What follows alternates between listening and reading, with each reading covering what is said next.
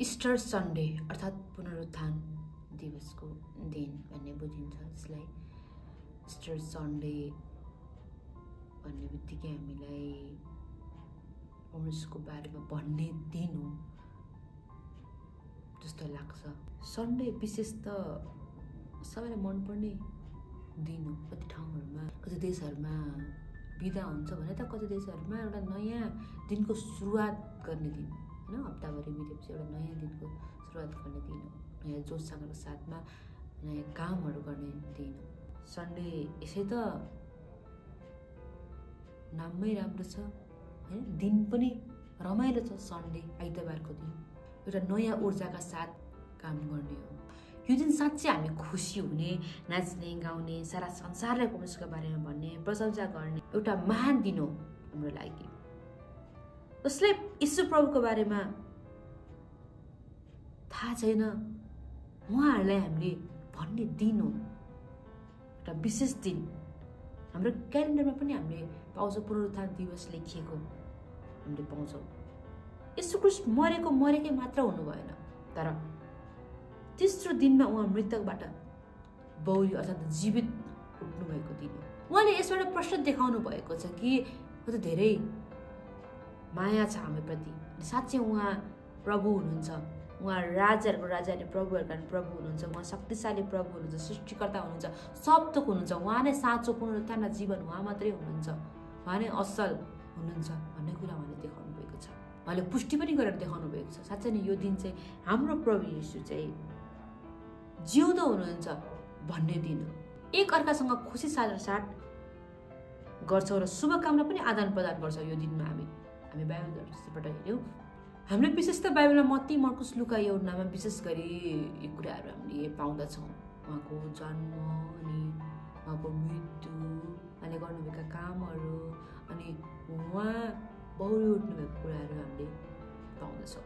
मत्ती 28को 6मा यसरी भनेको छ, उहाँ यहाँ हुनुहुन्न किनकि उहाँले भन्नुभयो बमोजिम उहाँ जीवित भई उठ्नु भएको छ, आओ उहाँलाई राखिएको ठाउँ हेर भनेको छ। यहाँ उहाँ चाहिँ यहाँ हुनुहुन्न किनकि उहाँले भन्नुभयो बमोजिम, उहाँले भन्नुभएको थिएन म जीवित भई उठ्नेछु भनेर उहाँले भन्नुभएको कुरा चाहिँ उहाँले पुरा गर्नुभएको छैन। आओ उहाँलाई राखेको ठाउँ हेर भनेर चाहिँ भनेको छ। स्वर्गदूतले भनेको कुरा स्त्रीहरूले त्यहाँनिर खोजिरहेको थियो प्रभुलाई, मेरो प्रभु खै मलाई हेर्न आउँदाखेरि त त्यहाँ हुनुभएको थिएन भने स्वर्गदूतहरूले कुरा भनेको थियो। मर्कुस 16:6ले भन्दछ, तर उनले तिनीहरूलाई भने, आश्चर्य नमान, तिमीहरू नासरतका येशूलाई खोज्दछौ जो क्रुसमा टाँगिनु भएको छ। उहाँ जीवित भई उठ्नु भएको छ, उहाँ यहाँ हुनुहुन्न, उहाँलाई राखेको ठाउँ हेर भनेको छ। है साँच्चै नै मर्कुस 16 चाहिँ भनेको छ कि 16:6 आश्चर्य नमान, नासरतका येशूको तिमीहरूले खोज्दछौ, उहाँ जो क्रुसमा टाँगिनु भएको थियो तर उहाँ त जीवित भई उठ्नु भएको छ, उहाँ यहाँ हुनुहुन्न, उहाँले राखेको ठाउँलाई हेर त यहाँ त हुनुहुन्न भनेर पनि यहाँ भनेको छ, पुष्टि गरेको छ। त्यहाँ हुनुहुन्न, चिहानमा राखेको थियो होइन, त्यहाँ हुनुहुन्न। फेरि पनि लुकाको पुस्तक 24:6 भनेको छ, उहाँ यहाँ हुनुहुन्न तर जीवित भई उठ्नु भएको छ। गालिलमा हुनुहुँदा उहाँले तिमीहरूलाई के भन्नुभएको थियो त्यो याद गर। उहाँले गालिलमा हुनुहुँदा भन्नुभएको थियो होइन, म उठ्नेछु, फेरि पनि जीवित भई उठ्नेछु भनेर भन्नुभएको कुराहरू चाहिँ याद गर। उहाँ चाहिँ यहाँ हुनुहुन्न, उहाँ जीवित भई उठ्नु भएको छ भन्ने कुरा यहाँ पनि पुष्टि गरेको छ। यूहन्ना 11:25-26 लेखेको छ, यसले तिनलाई भन्नुभयो, पुनरुत्थान र जीवन म नै हो भनेको। उठ्ने, बौरी उठ्ने र जीवन म नै हो। मलाई विश्वास गर्ने मर्यो भने पनि जीवित हुनेछ। साँच्चै नै उहाँलाई विश्वास गर्ने चाहिँ कोही पनि मर्ने छैन, मर्यो भने पनि जीवित हुनेछ भन्ने कुराहरू छ। अनि जिउने र ममाथि विश्वास गर्ने प्रत्येक कहिल्यै मर्ने छैन, के तिमी यो विश्वास गर्छौ भनेर भन्नुभएको कुरा उहाँले आफै भन्नुभएको कुरा छ। है पुनरुत्थान दिवस चाहिँ म नै हो, मलाई विश्वास गर्ने कोही पनि मर्दैन होइन, मर्यो भने पनि जीवित हुनेछ र जिउने र ममाथि विश्वास गर्ने प्रत्येक कहिले मर्ने छैन। के तिमीले मलाई विश्वास गर्छौ भन्ने एउटा प्रश्न छ।